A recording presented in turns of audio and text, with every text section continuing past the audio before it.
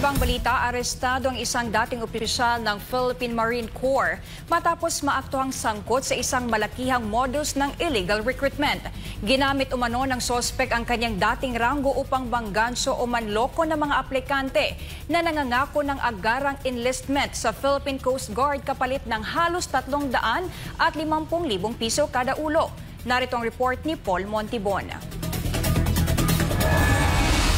Huli sa aktong illegal recruitment ang tatlong sospek na nanghihingi umano ng 350,000 piso kada aplikante.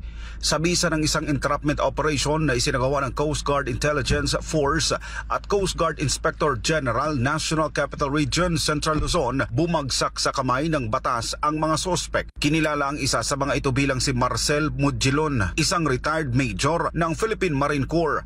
Kasama niyang naaresto ang dalawang kasabwat na sina Bolkisa Dato Dakula at Abdul Jalil Dato Dakula Bantuas. Ayon sa mga otoridad, nag-ugat ang operasyon matapos lumapit ang dalawang aplikante ng PCG sa Coast Guard Human Resource Management Command Counter Intel Operatives nitong April 1, 2025. Agad na inaresto ang tatlo. Ngayon ay nasa kustodiya na ng PNP Criminal Investigation and Detection Group Regional Field Unit NCR para sa booking procedures at pagsasampa ng mga kasong kriminal kabilang na ang qualified estafa. Kasabay nito, muling nagpaalala ang Philippine Coast Guard sa publiko huwag magpalinlang. Walang sino mang otorisadong manghingi ng pera kapalit ng enlistment sa labas ng opisyal na pasilidad ng ahensya. Wala rin umanong anumang bayad ang proseso ng aplikasyon sa loob ng PCG. Mariing nilinaw ng PCG, wala silang kinikilala na anumang iligal na paraan ng pagpasok sa kanilang hanay. Ang bawat aplikante ay dapat dumaan sa tama, patas at transparent na proseso. Hinihikayat din nila ang publiko na agad i-report ang anumang illegal recruitment na may kaugnayan sa Philippine Coast Guard.